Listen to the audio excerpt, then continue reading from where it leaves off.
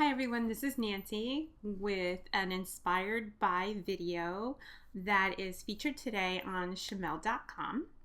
And this is a layout that I'm going to use as my inspiration. So as I was looking through Shamel's archives, this one immediately caught my attention. There are three things that I love about it. One, the color. It's bold and I love that rainbow type of look. I love the blue, yellow, and hot pink on a white background. I love the repetition of the heart and how it's brought all the way over across the page. I'm going to use that. And I also like the two little squares on the bottom right corner. And so I'm going to base my layout design on those three elements. Let's take a look at how my page comes together. Okay, let's get started. Let's combine the inspiration and an embellishment that I have way too many of, and that's wood veneer shapes. Now, I've been looking on Pinterest and also at scrapbook collections. I know that crepe paper has wood veneer that's dipped in paint, and I wanted to mimic that look and use up some of the things that I already had on hand. I'm going to base the colors off of Shamel's layout, and I found this pattern paper by Pink Fresh that has similar colors. So I'm going to choose 4 different paint colors: hot pink, light pink, yellow, and blue. And I am going to pour some of those out. Now it's good to use cheap acrylic paint here. You don't want anything heavy body like Liquitex. You want it to be slightly watery. The technique just works better. And so that's what I have poured out here. Let's take a closer look so you can really see what I'm going to do. And in order to mimic that dipped look, I'm going to use some washi tape to cover up half of my wood veneer shape. So I'm going to have half of it painted and half of it remain that nice wood color. Just make sure to paint away from the tape line instead of towards, so that your paint doesn't bleed through and you get a nice crisp line. We'll peel up the tape here, and then you can see that I have created a painted wood veneer with a nice diagonal painted dipped look. Now let's try the same technique out on words. It's a little bit trickier. Words are really thin, and this is where the thin paint also comes in handy. You don't want globs of paint in those little tiny spots. And then we'll do one in a nice bold hot pink here. The best part about this technique is that it only takes maybe a minute, maybe even less, maybe only 30 seconds for that paint to really soak in there and dry. I am not the most patient mixed media person, so this is perfect for me. And here are a couple more shapes that I did, and you see that sometimes I did the left and sometimes I did the right, so I can get an eclectic look.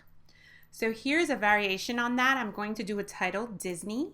And I'm going to stack these letters one on top of the other. And so I wanted to do them half gray and half blue.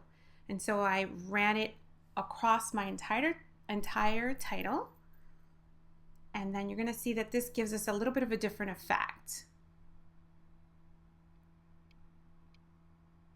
Brushing on my second layer of paint there because the gray paint really was very thin. And there you can see the really super cool effect of the paint on the tops and bottom. Now let's get started on the page. I'm going to use these 2 photos from Disneyland.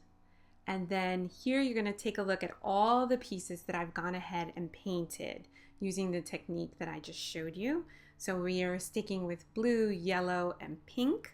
And I got that from the patterned paper that I showed in the beginning of the video. That's from Pink Fresh Studios, from their Happy Things line. And so that inspired all the colors for these wood veneer pieces. Now figuring out where they're gonna go, that's like a puzzle. I think scrapbooking to me is a puzzle, design is a puzzle. And so that's what I did here. I put down the big pieces first, and then I'll move them around and shift them until I get a good mixture of color, especially that hot pink. I want to make sure that it runs through. So I don't want all my hot pink pieces together, all my yellow pieces together. I want a really nice mixed look. And then to mix it up further, I'm going to use these enamel dots that are surrounded in wood by the Shamel, her True Stories collection. And I think that's going to give me an extra little pop of color and texture. There is the pattern paper by Pink Fresh Studios. So the entire color scheme was came from that one patterned paper. And I'm going through the 6x6 book from that same line. I'm going to add a little more pop of color at the top just to set off the pattern from all the white. I love white backgrounds, but I love color even more. And so I cover up a lot of the white. And naturally I picked the aqua one because I always gravitate towards aqua. It's one of my favorite colors, as you can tell from my mat. So we're going to layer these two pattern papers up at the top. I'm not going to run it all the way across because my wood is already running all the way across, and I don't want that many straight lines. I want that wood portion of the layout to really stand out, and so that's why I cut that pattern paper down. I'm going to pop up those photos because they're really tiny. Again, a lot of the focus here is on the wood and the embellishments. And then these stickers, I wanted to add this nice little Walt Disney sentiment. These are from Big Picture Scrapbooking. They have a lot of nice Disney themed products in their store. And I'm going to try it out. This is a trick I use all the time. I'm not sure if I want it in pink or if I want it in blue. So on a scrap piece of paper, I will stamp it in both colors. I cut them out and then I test it out. That way, I like the blue, but the blue faded, and you can see that the hot pink just looks a lot better in that spot. It really stands out. And so I'm going to stamp that right there, very close to the photo.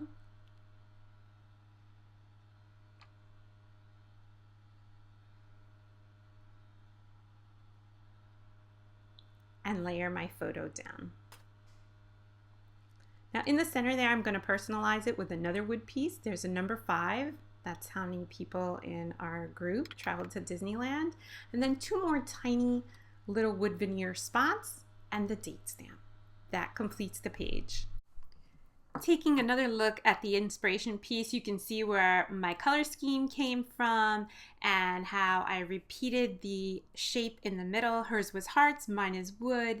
And then down to those 2 little squares on the bottom right, that's my inspiration for where I placed my photos. Combining the inspiration layout and the technique using up a little bit of my wood veneer stash was a lot of fun. Thank you, Shamel, for the inspiration, and thank you for watching.